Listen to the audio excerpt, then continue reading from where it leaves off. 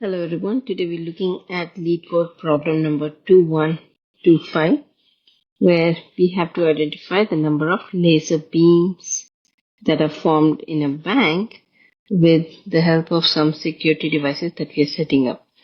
So what we have been given in this problem is a list of binary strings, something like this. And we can think of these as different levels in the bank or different floors. And what happens is that at whichever position you have the value 1, that signifies that there is a security device implanted at that position. Now what happens is that from one level to another level, a security device can send a beam, and this is what creates a laser beam. So you can have multiple laser beams, if only this was one. So let's say this is one. So you can have multiple laser beams. And now what we have to do is, this might also cast another laser beam here. And let's say this one also does this. And so what we need to do is we need to count the total number of laser beams that are there in the bank.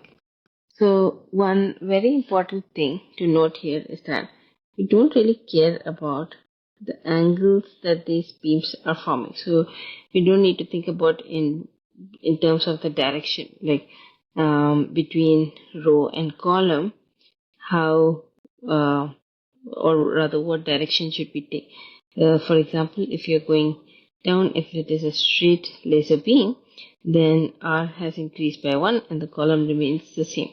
So we're not going to think in terms of the directions like this. All we know is that if there is a security device here and there is another security device here, we're going to get one laser beam for sure. So what happens then if there are two security devices in this floor and then three security devices in this floor? So then it's going to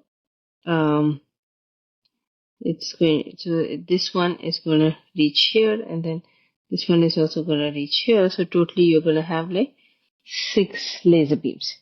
So that's all we have to do. We have to just count them.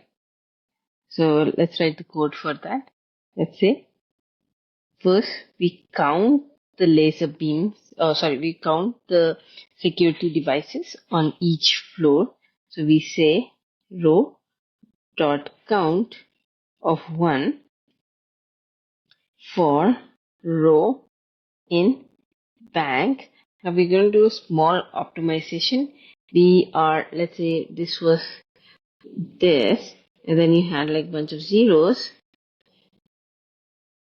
Okay, so there should be 5 zeros. So what we're going to do is we're going to totally bypass this and then go to this row because what we're going to do is create pairs. So this is one pair. Now we can multiply 2 into 2 here, let's say. But if we have this in the middle, we are not able to create that pair with this. It gets complicated. So we'll just completely remove this one. So for row in bank, if 1 happens to be in a row, only then consider it for the counting.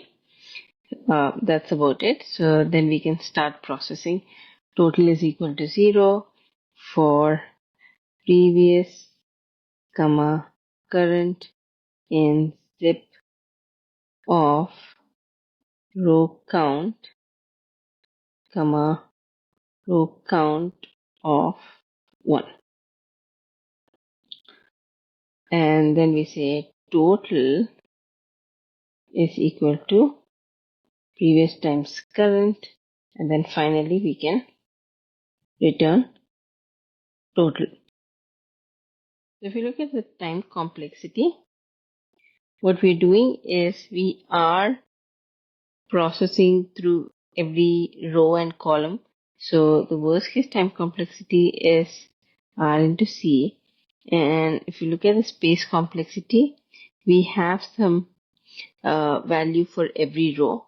So we are having some storage. So the space complexity would be this much. And these are okay because if you look at the constraints for m and n are lesser than 500. So this is reasonable for this solution. So that's about it for this problem. I'll see you again with the next one. Thank you. Bye bye.